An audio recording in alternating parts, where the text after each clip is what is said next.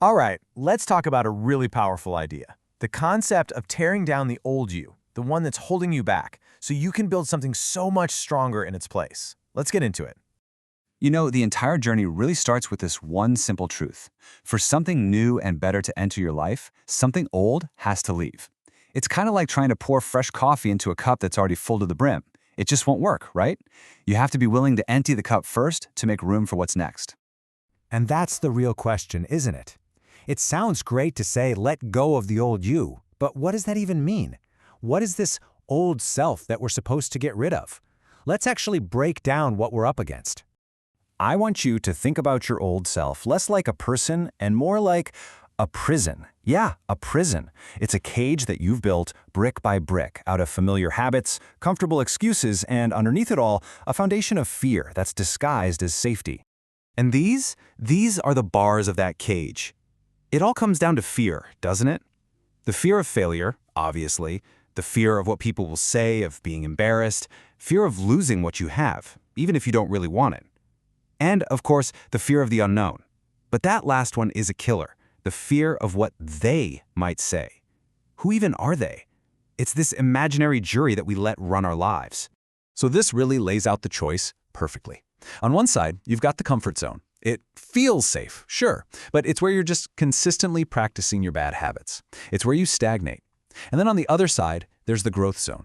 And yeah, it looks scary, it's uncertain, it's dark, it takes real courage. But here's the thing, it's the only place where real success is even possible. You have to be willing to step into the dark to see the next step light up. So, how do we break out?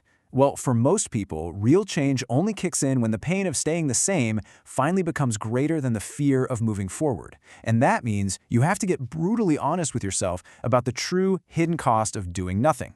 Which leads to the obvious question.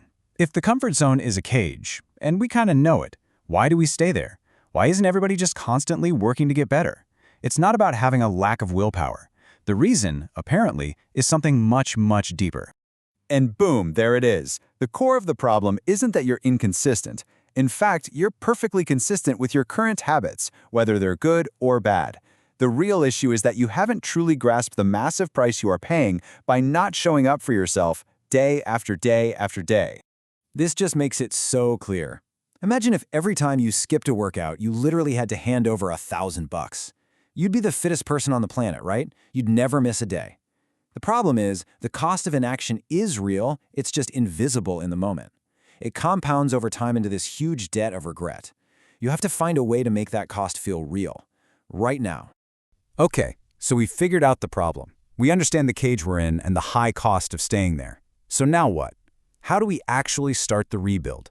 Well, this next part is the practical blueprint, the actual tools you need to construct a new you.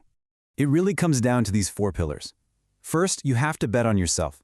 But more than that, you have to start acting like a person who is worth betting on. Second, forget these giant life-altering changes. Just focus on stacking small, daily wins. That's what builds unstoppable momentum. Third, and this is so important, build self-respect by simply doing the things you tell yourself you're going to do. And finally, you have to embrace the fact that growth is uncomfortable. It's often painful, and you've got to learn to lean into that.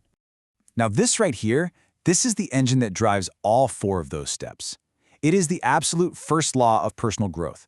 You will never rise above the opinion you have of yourself. Think about that. If deep down you don't see yourself as capable, as disciplined, as worthy, you'll never become those things. It all starts with raising the opinion you have of yourself, for yourself. Okay, let's talk about the goal. We're doing all this work to rebuild, to win, to succeed. But the image we all have in our heads of what a winner's life looks like, well, it's basically a complete fantasy. We need a major reality check. This is such a brutally honest way to look at it. The journey of a truly driven person is not a highlight reel. It's more like this. 90% of the time you feel like you're getting your butt kicked. 8% of the time you're just confused and frustrated. And that leaves a tiny 2% sliver for those moments where you're actually clearly winning. So what's the takeaway? It's that success isn't really the goal, it's just a byproduct. The real reward, what you're actually looking for, is found in the struggle itself. True winners aren't chasing that fleeting 2% of victory. They are built for the grueling 98% of the battle. That's where they find their purpose. And this brings us to the most empowering part of this whole thing. Once you understand the prison, the cost, and the reality of the fight, you realize that the pen has been in your hand the entire time. You are not just some passive observer watching your life unfold. You are its primary creator. Every single day, whether you know it or not, you are actively creating your habits, your relationships, your memories. The way you spend your time, you are building this life. The only question is, are you building it on purpose?